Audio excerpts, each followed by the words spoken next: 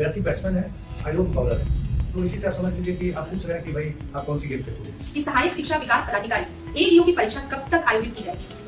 गलतफहमी में नहीं है कि इतना लिमिटेड पढ़ाई कर लेंगे या इतना टेस्ट सीरीज सॉल्व कर लेंगे तो इससे हम कंपटीशन में मेरा हो जाएगा। तैयारी 4 परीक्षा के लिए आवेदन की प्रक्रिया कब से आरंभ की जाएगी? इन्हीं प्रश्नों पर चर्चा करने के लिए आज हमारे साथ मौजूद है बिहार लोक सेवा आयोग के परीक्षा नियंत्रक एवं भारतीय प्रशासनिक सेवा के वरिष्ठ पदाधिकारी श्री राजेश कुमार सिंह जी। सर, आपका बहुत बहुत स्वागत है। सर, हमने सोशल मीडिया के माध्यम से अभ्यर्थियों से #AskBPSC के माध्यम से उनके कुछ प्रश्नों को आमंत्रित किया था और आयोग को बहुत बड़ी संख्या में प्रश्न प्राप्त हुए, जिनमें से कुछ प्रश्न जो काफी रिपीटेटिव थे उनका हमने चयन किया है और आज हम उन पर चर्चा करना चाह रहे हैं। सर, हमारा सबसे पहला सवाल जो है वो सहायक शिक्षा विकास पदाधिकारी एडीओ से रिलेटेड है। सर, अभ्यर्थी जानना चाहते हैं कि सहायक शिक्षा विकास पदाधिकारी एडीओ की परीक्षा कब तक आयोजित की जाएगी? सहायक शिक्षा विकास पदाधिकारी की परीक्षा की तिथि अभी निर्धारित नहीं हुई है। परीक्षा तिथि निर्धारण समिति की बैठक शीघ्र ही आयोजित की जाएगी। उसके बाद आयोग के वेबसाइट पर उसको अपडेट कर दिया जाएगा और वेबसाइट पर बता दिया जाएगा कि परीक्षा कब आयोजित की जाएगी। सर, हमारा अगला सवाल तैयारी 4 परीक्षा से रिलेटेड है। तैयारी 4 परीक्षा के लिए आवेदन की प्रक्रिया कब से आरंभ की जाएगी? देखिए, आयोग को जब तक किसी परीक्षा की अधियाचना प्राप्त नहीं होती है, आयोग अभी उस पर कोई कार्रवाई नहीं करता है। कोई अधियाचना तैयारी 4 की प्राप्त होते ही उसके बारे में सभी चीज आयोग की वेबसाइट पर जैसे विज्ञापन प्रकाशन, परीक्षा तिथि वगैरह प्रकाशित कर दी जाएगी। सर, हमारा अगला सवाल है सहायक अभियंता असिस्टेंट इंजीनियर की नियुक्ति के संदर्भ में अधिमानता वेटेज का प्रावधान क्यों किया गया है? देखिए, आयोग किसी प्रावधान को स्वयं नहीं करता है। ये प्रशासनिक विभाग द्वारा निर्धारित किया जाता है क्या पात्रता होगी, क्या पाठ्यक्रम होगा, क्या अधिमानता दी जाएगी किसी अभ्यर्थी को। ये प्रशासनिक विभाग निर्धारित करता है।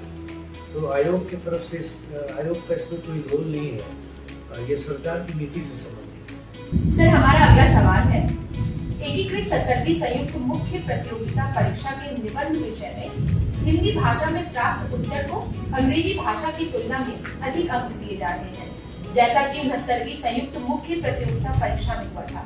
क्या यह सूचना सही है? नहीं, यह सूचना पूरी तरह से आधारहीन, काल्पनिक और भ्रामक है। ऐसा कुछ नहीं है। जो जैसा लिखता है वैसा ही अंक उसको उपलब्ध कराया जाता है एग्जामिनर द्वारा। ये अलग बात है कि अगर एक ही प्रश्न को 3-4 परीक्षक जांचेंगे तो 1-2 नंबर का अंतर हो सकता है, लेकिन भाषा के आधार पर कोई डिस्क्रिमिनेशन या ऐसा कुछ नहीं किया जाता है। और इस बार तो हम लोगों ने ध्यान में रखा है कि एक प्रश्न को अगर एक से अधिक परीक्षक जांच रहे हैं तो उनके हाईएस्ट और लोएस्ट, अधिकतम और न्यूनतम दिए जाने वाले अंक में ज्यादा वेरिएशन न हो। हमने इसका भी ख्याल रखा है, इसलिए ऐसी कोई बात नहीं है। ये सूचना बिल्कुल भ्रामक और गलत है। आयोग द्वारा परीक्षाओं को पारदर्शी रूप में सफलतापूर्वक संपन्न कराने के लिए क्या क्या कदम उठाए जा रहे हैं? आयोग द्वारा वस्तुनिष्ठ और लिखित परीक्षा के माध्यम से योग्य अभ्यर्थियों का चयन किया जाता है। प्रश्न पत्र मल्टीपल सेट में तैयार किए जाते हैं और रैंडम तरीके से वो परीक्षा में भेजे जाते हैं। इसके अलावा आयोग जैमर, सीसीटीवी और बायोमेट्रिक उपस्थिति के माध्यम से परीक्षा की शुचिता को सुनिश्चित करता है। सभी OMR और आंसर की को पारदर्शी तरीके से सभी स्टूडेंट को उपलब्ध करा दिया जाता है ताकि वो अपना रिस्पॉन्स कोड, OMR शीट और आंसर की देख लें, मिलान कर लें, किसी को कोई शिकायत नहीं है, इसके लिए पूरा ख्याल रखा जाता है। फर्जी या बनावटी शिकायतों को दूर करने और सही मायने में जो किसी की कोई शिकायत है उसके लिए पब्लिक डिमांड पोर्टल हम लोग हर एग्जाम के बाद लॉन्च किए रहते हैं, जिसमें अभ्यर्थी 48 घंटे के भीतर एफिडेविट के साथ अपना शिकायत दे सकता है, जिसको हम लोग जांच कराते हैं बात करके की शिकायत सही है। सर, हमारा अगला सवाल है एकीकृत 70वीं से रिलेटेड। तो अभ्यर्थी जानना चाहते हैं कि एकीकृत 70वीं संयुक्त मुख्य प्रतियोगिता परीक्षा की अमूल्यांकित उत्तर पुस्तिका अनइवैल्यूएटेड आंसर बुक कब तक वेबसाइट पर उपलब्ध की जाएगी? उम्मीद करता हूँ कि नवंबर के दूसरे सप्ताह तक अनइवैल्यूएटेड आंसर बुक जो है वो आयोग के अभ्यर्थी के लॉगिन में डाल दिया जाए। सर, बीपीएससी परीक्षा के प्रश्न पत्र को लेकर हमेशा अभ्यर्थियों का एक सवाल रहा है, क्या यह अधिकतर अवधारणा कॉन्सेप्चुअल बेस्ड होता है या तथ्यात्मक फैक्चुअल बेस्ड होता है? देखिए, परीक्षा जो है, अब जैसे 4,70,000 लोगों ने फॉर्म भरा और 3,03,000 लोग अपियर हुए, जबकि हमें 13,000 के लगभग ही अभ्यर्थियों को लेना है। तो जैसा कि मैंने पहले भी कहा है, पीटी परीक्षा जो है, प्रारंभिक परीक्षा, वो केवल एलिमिनेट करने का प्रोसेस है। इसके मार्क्स फाइनल चयन में जुड़ते भी नहीं है। प्रोसेस ऑफ सिलेक्शन जो है मुख्य परीक्षा और साक्षात्कार है, इसीलिए उन दोनों के मार्क्स को जोड़ करके अंतिम रिजल्ट दिया जाता है। तो पहले हम ये आपको बता दें कि हम अपनी स्ट्रेटजी स्टूडेंट को नहीं बता सकते। स्टूडेंट को सब चीज पढ़ना है। मैंने पहले भी कहा है कि अगर गांधी जी सिलेबस में दिया हुआ है तो एक साधारण सा सवाल कि गांधी जी कहाँ पैदा हुए थे, वो भी हम पूछ सकते हैं, या थोड़ा कठिन सवाल भी पूछ सकते हैं कि उनका आंदोलन स्वतंत्रता संग्राम में क्या रोल रहा, या उनकी इकोनॉमिक पॉलिसी आज के जमाने में रेलेवेंट है कि नहीं, अगर है तो कितना है, क्या है, इसकी समीक्षा करें। हम कुछ भी पूछ सकते हैं, स्टूडेंट को सब पढ़ना है। अगर हम पैटर्न की कंसेप्चुअल ही पूछेंगे या फैक्चुअल पूछेंगे, ये बता दें, तो फिर कंपटीशन टफ होता है। हमें स्टूडेंट को लेना है वैसे स्टूडेंट को जो सब पढ़ रहे हैं, ज्यादा से ज्यादा पढ़ाई कर रहे हैं। सिलेक्टिव पढ़ने वाले स्टूडेंट को नुकसान हो सकता है, तो ये चीज हम पहले से नहीं बता सकते। इसको मैं ऐसे समझाना चाहूंगा, स्टेट लेवल हो, डिस्ट्रिक्ट लेवल हो, या गली में भी जो बच्चे क्रिकेट खेलते हैं, बैट्समैन कभी नहीं पूछता है बॉलर से कि आप किस तरह की गेंद फेंकोगे। हम शॉर्ट पिच गेंद भी फेंक सकते हैं, हम फुल टॉस भी दे सकते हैं, हम बाउंसर गेंद भी दे सकते हैं। अगले एग्जाम में हम कोई और भी स्पिन बॉल दे सकते हैं, पेस बॉल दे सकते हैं।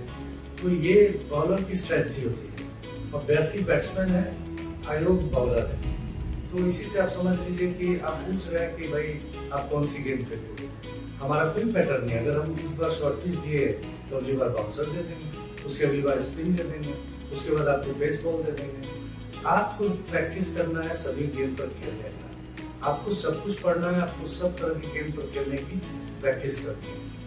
तो इसमें हम बता नहीं सकते हैं कि किस तरह के प्रश्न हम पूछने जा रहे हैं। आपको तैयार रहना है, नहीं तो फिर आप एलिमिनेट हो जाएंगे। सर, परीक्षा केंद्र आवंटन की प्रक्रिया, एग्जाम सेंटर अलॉटमेंट प्रोसेस क्या है? कई बार परीक्षा केंद्र दूर क्यों दिए जाते हैं? अभ्यर्थी जानना चाहते हैं कि क्या अलॉटमेंट प्रोसेस है।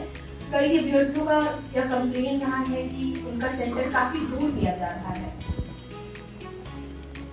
देखिए, परीक्षा केंद्र आवंटन में सबसे पहले हम दिव्यांग अभ्यर्थियों को देखते हैं। जो दिव्यांग, उसमें भी जो प्रदेश के बाहर के दिव्यांग हैं उनको अलग किया जाता है, और प्रदेश के जो दिव्यांग हैं उनको अलग किया जाता है।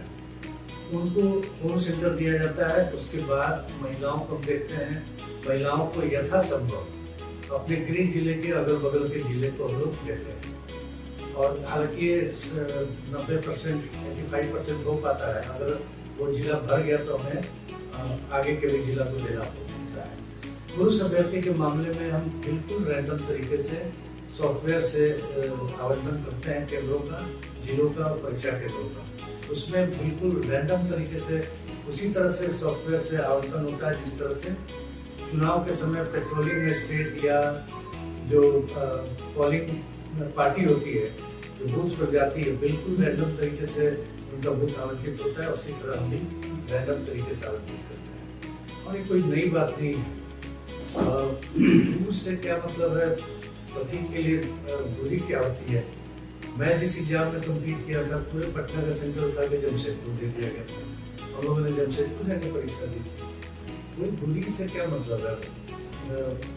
आयोग का पूर्व में यह अनुभव रहा है कि पुरुष अभ्यर्थियों को बगल के जिला देना या महिला अभ्यर्थियों को गृह जिला देने में विवाद उत्पन्न हो गया, और व्यवस्था की समस्या उत्पन्न कभी कभी हो जाती है। ऐसी स्थिति में जो आयोग ने अनुभव के आधार पर जो तरीका निकाला है उसमें यही है कि दिव्यांग अभ्यर्थियों को हम कोशिश करते हैं कि भी जिला दे दें, महिला अभ्यर्थियों को अगल बगल का जिला दे दें और पुरुष अभ्यर्थियों के लिए कोई बिल्कुल रैंडम तरीके से जिला बनाए। सर, हमारा आज का आखिरी सवाल है। उम्मीदवारों का मानना है कि प्रवेश पत्र एडमिट कार्ड परीक्षा से लगभग 1 माह पूर्व उपलब्ध कराया जाना चाहिए। आयोग इसे जल्दी क्यों नहीं जारी करता है? देखिए, पास्ट में ही आयोग को अनुभव अच्छा नहीं रहा है। काफी पूर्व से यह बता देना कि किस केंद्र पर किस परीक्षार्थी को जाना है, तो वैसी स्थिति में कई बार अब ये घटनाएं हुई है। हाँ, हम लोग ये प्रयास कर रहे हैं कि 10 से 12 दिन को परीक्षार्थी को कम से कम जिला बता दें। केंद्र का नाम तो 48 या 72 घंटे पूर्व ही बताया जाएगा, लेकिन जिला हम प्रयास कर रहे हैं कि 12 दिन पहले हम बता दें और इसके लिए आयोग ने इसका प्रस्ताव विचार किया। सर, आखिरी में अभ्यर्थियों के लिए कोई संदेश अगर आप दे सके? मैं सभी अभ्यर्थियों को कहना चाहूँगा कि सिलेबस जो किसी परीक्षा का है उसे अच्छे से पढ़ें। सबसे बड़ी बात है कि सेल्फ स्टडी पर ध्यान दें। कोई भी अभ्यर्थी गाइडेंस कहीं से भी ले सकता है, कोई प्रोफेसर हो सकते हैं, कोई कोचिंग संस्थान हो सकता है, कोई सीनियर हो सकता है, लेकिन आपको स्वयं पढ़ना होगा। इस गलतफहमी में नहीं रहे कि इतना लिमिटेड पढ़ाई कर लेंगे या फला टेस्ट सीरीज सॉल्व कर लेंगे तो इससे हम कंपटीशन में मेरा हो जाएगा। ऐसा कुछ नहीं है। आप जितना ज़्यादा पढ़ेंगे उतना ज़्यादा आपकी संभावना बनती जाएगी उस परीक्षा में कम्पीट करने की। और self study is the key, मैं यही संदेश देना चाहूँगा। सर, आपने अपना बहुमूल्य समय निकालकर हमें बहुत महत्वपूर्ण जानकारियाँ दी है, इसके लिए बहुत। तो आई होप कि हम आशा करते हैं कि आप सभी को ये जानकारी बहुत अच्छी लगी होगी और आपका क्लियर हो गया होगा कि बीपीएससी एडीओ का एग्ज़ाम कब होगा, या फिर कि बीपीएससी एडीओ में कैसा प्रश्न पूछा जाएगा, एग्ज़ाम सेंटर कहाँ रहने वाला है, किन बच्चों का सिलेक्शन होगा, या सिलेबस क्या है, किस प्रकार के प्रश्न पूछे जाएगा। तो ये सभी जो डाउट्स थे आपका ये क्लियर हो गया होगा। तो कैसी लगी वीडियो आप कमेंट में ज़रूर बताइएगा। फिर मिलते हैं अगली बार अगली वीडियो के लिए। ठीक है, धन्यवाद।